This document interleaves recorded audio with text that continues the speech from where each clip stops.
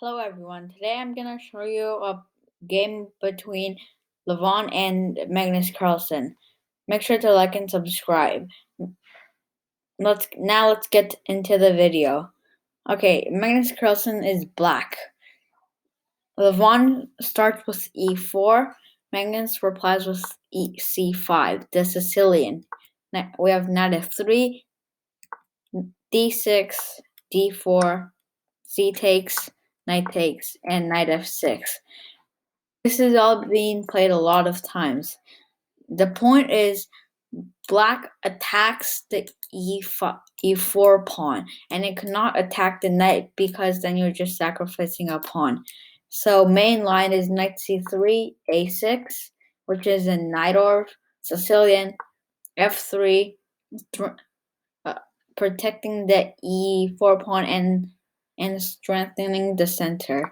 We have e5 attacking the knight and knight to b3. Bishop e6, bishop e3, knight b to d7. What you want to do here is if he ever loses a tempo and plays bishop to g4, when he takes, you can take back with the knight. So g4, white is thinking black is going to play bishop e7, then castles. So white starts his pawn attack and then tries to break through black's king. That's exactly what he does. He plays bishop e7, queen d2, castles, and castles queenside. This is going to be a very instructive game because it is opposite sides castling. It depends who attacks first. Whoever breaks in first will win the game. We have b5. That's exactly what Magnus does. He creates a pawn storm at the king. He's ready to push these pawns. Now g5. Levon does the same thing. Knight h5, king b1. A nice move.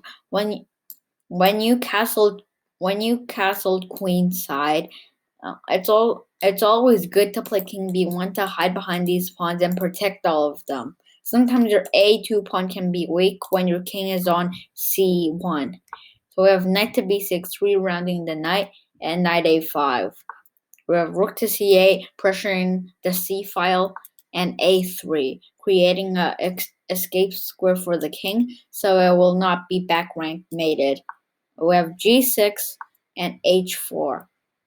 Knight g3, attacking both the rook and the bishop, but the knight here is way more active than the bishop on f1, so it's least likely for Magnus to trade. We have rook g1, knight takes f1. Apparently, it is the best move. Now rook g takes f1. But why don't you say why is rook d takes f1 a mistake? Because now there is knight to a4. And after takes, white will keep on advancing with h5. And then you play d5, breaking the center. And as you can see, the computer evaluation bar says black is winning here because black has pressure on this knight, and this knight is not going anywhere. If it goes to b2, then something like queen c7, setting up an attack and attacking the knight would be dangerous. And now the knight has to come back, and now that is just losing for white because white just lost the tempo. So in the game, white took with the g1 rook and played rook g takes f1. We have knight a4, and white plays a brilliant move. Knight takes a4. We have b takes a4, h5, and queen d7. Rook h1, rook f to e8, queen h2. He is trying to take, so when he takes back, you have checkmate here or checkmate here. You have a lot of pressure on the h file. So let's see what Magnus plays. He plays bishop f8. Why is bishop d8 better if you're not protecting your king? Because after g takes h6, threatening. If you play g takes h6, threatening mate, then there's f takes g6.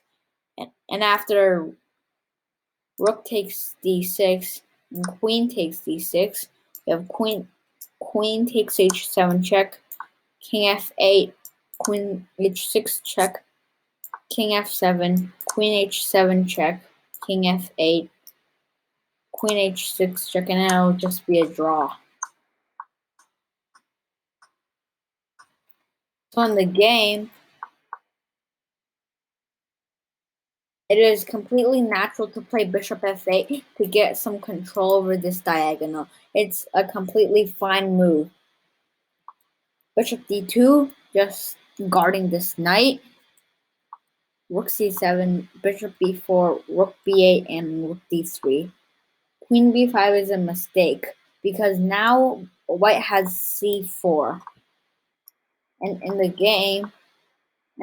game, white played rook to c3, which is a missed win.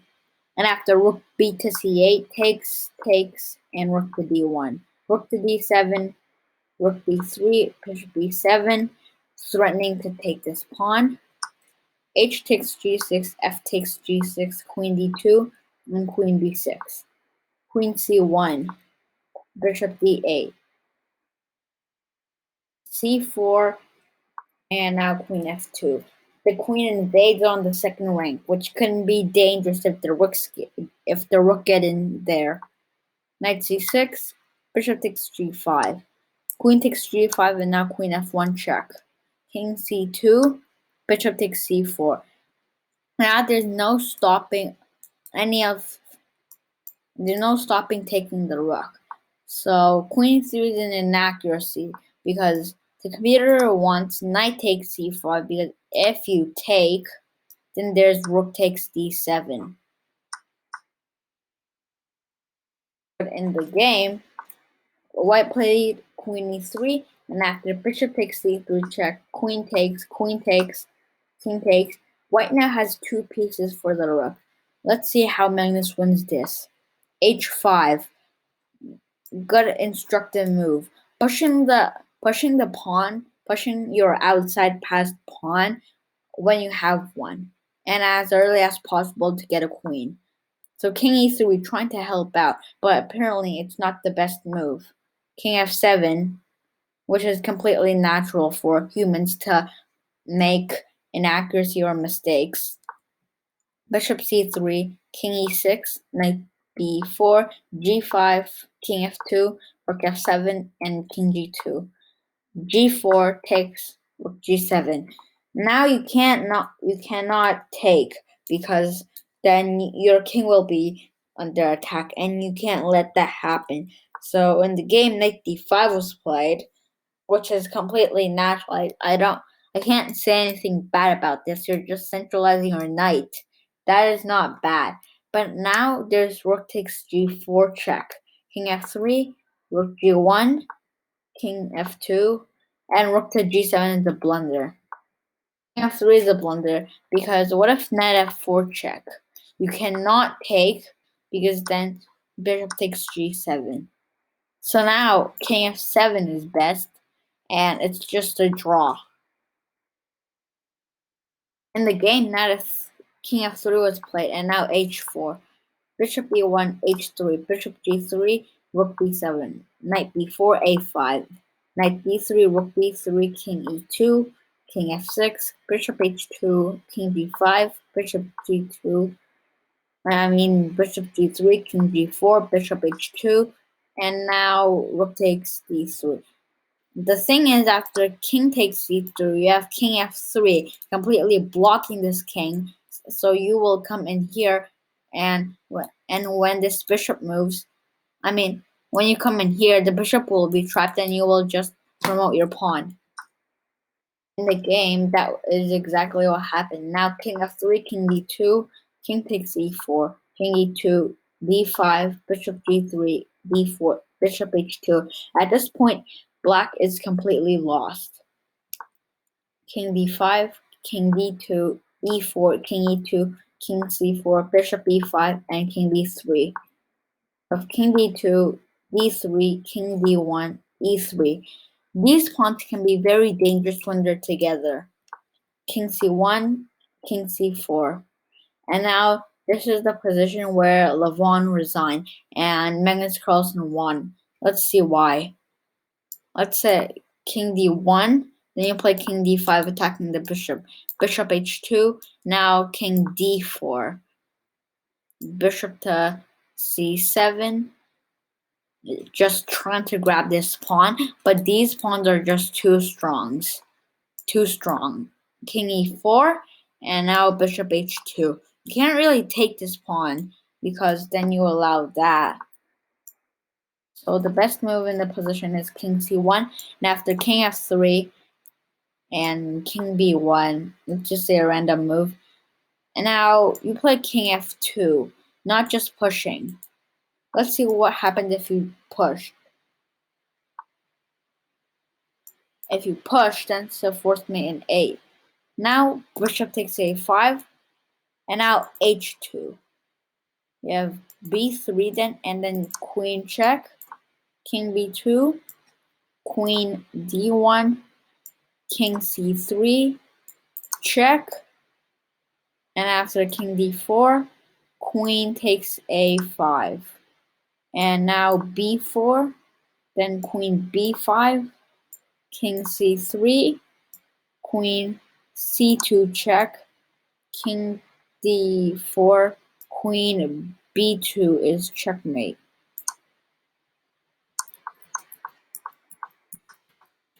So there's no point of playing this.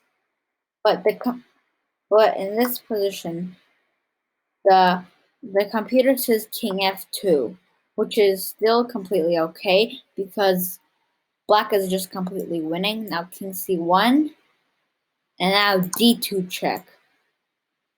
F king to d1, then just e2 check takes and queen. So then king c2, the queen was check. After takes, e2 check, king d2 or king c2 doesn't matter, and now a new queen. And you're just winning. Let's say example, bishop h2. Now you play king g2, trying to promote this pawn. King b. Then you play bishop to b8. Now you can even push if you want, because after the bishop sacrifices itself, you're just ahead in a whole entire queen, and you can easily gobble these pawns. Let's see how. King d3, check, king c4, and let's just say queen c1 check, and then you grab the pawn, then you grab another pawn, and then you play queen b3, and then you just keep pushing.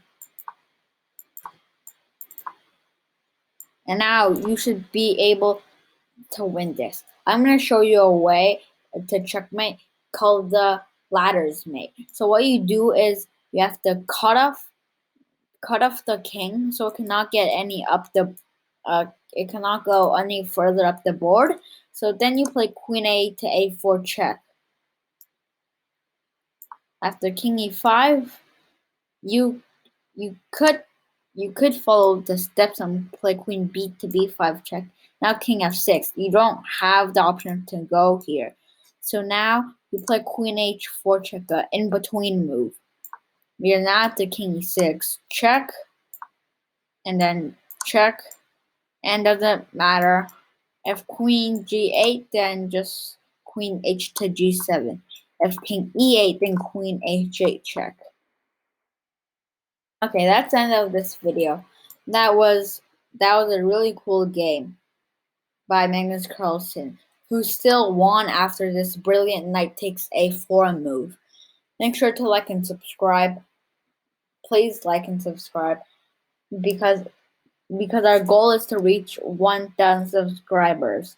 If we reach the goal, I might give some free Robux to people. See you in our next video.